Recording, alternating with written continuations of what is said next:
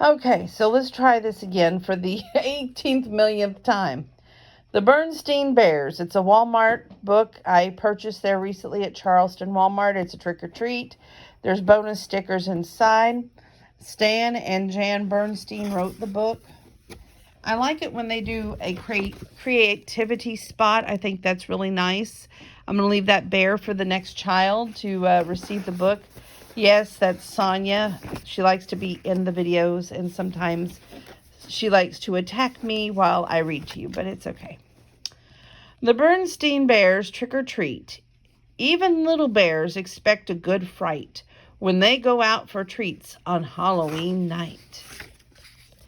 And this is a Bernstein Bears trick or treat. Stan and Jan Bernstein, the Bernstein Bears.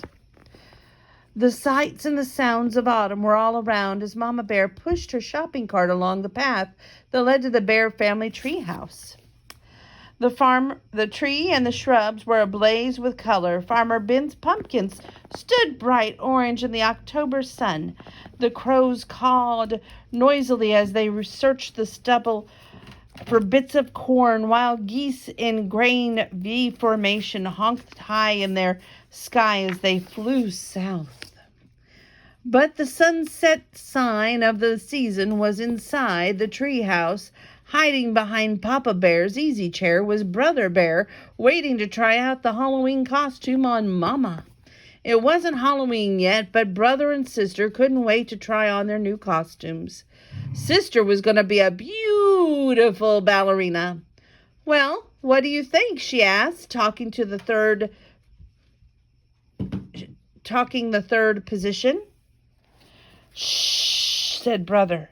Mama's coming. Brother had chosen to be a spooky monster on Halloween. And he goodness, I am tired, I'm sorry. He had bought the spookiest monster mask he could find, and Mama made the rest of the costume. Boo! He shouted as Mama came in with groceries. Help! A monster! She cried, pretending to be frightened. It's only me, Mama, he said, showing his face. So it is, said Mama. Well, that just goes to show that appearances can be deceiving. Appearances can be deceiving? What's that mean? Asked Sister. It's just a grown-up way of saying things aren't always what they look like, explained Mama as she unpacked the groceries. Look, goodies, said Brother. Hands off, please, said Mama. Those are for our trick-or-treaters who come to our house tomorrow night. Brother and sister were very excited about Halloween and a little nervous, too. This was the first year they would be going trick-or-treating without a grown-up along to supervise. I'm not so sure I like the idea of them going by themselves, said Papa, as he carved the pumpkin he got from Farmer Ben. It's pretty spooky out there, he added, a scary face at the cubs.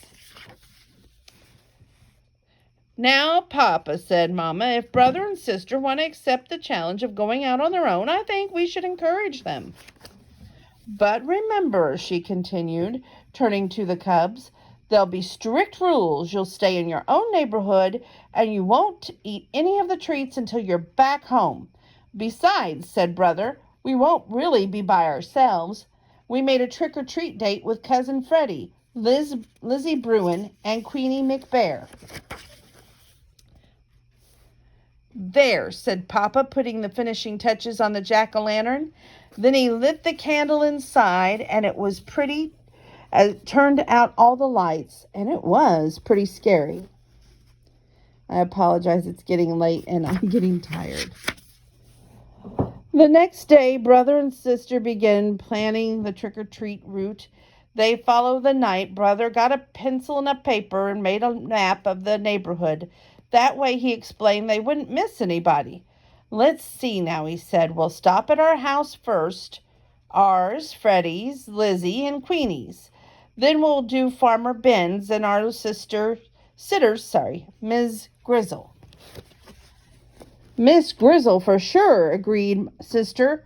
She usually makes a special Halloween cookies. And Teacher Jane, she gives out good stuff. How about Dr. Grizzly? Asked Brother. Is she into the health snacks? I think so, just to be polite, said Sis. Gramps and Gran, of course. Of course. I'll tell you one place where we are going to miss, said Brother, folding the map. What place is this? Asked Sister. That one, he said, pointing out the window at the home of the old Ms. McGriz. It was a spooky, twisted old tree house in a thicket at the end of the crooked lane. We're definitely not going there, he added with a shiver. Why ever not? Asked Mama, who was listening. Why not? Said the cubs. Because she's a witch. That's why not. Now, what utter nonsense, protested Mama. True, Ms. McGriz is old and bent and rather forbidding looking, but I can assure you that she's perfectly a nice person. But the cubs didn't believe her, not for 1 minute. They knew better. Everybody knew better. No doubt about it, Ms. McGriz was a witch for sure. Just after dark, a pirate, a skeleton, and a wicked queen from the Snow White came for Brother and Sister. Achoo! And my allergies, too. There were Freddie, Lizzo, and Queenie, of course, and together they ventured out into the darkness with their trick-or-treat bags. Achoo! Excuse me.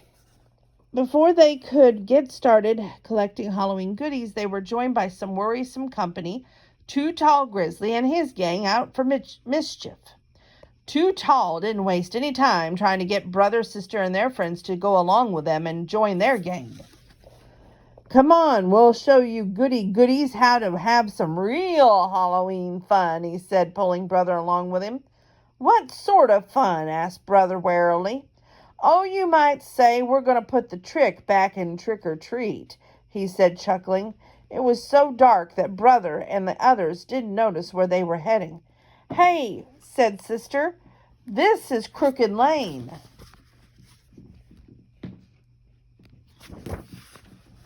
That's right, said Too Tall. We're going to play a few tricks on the old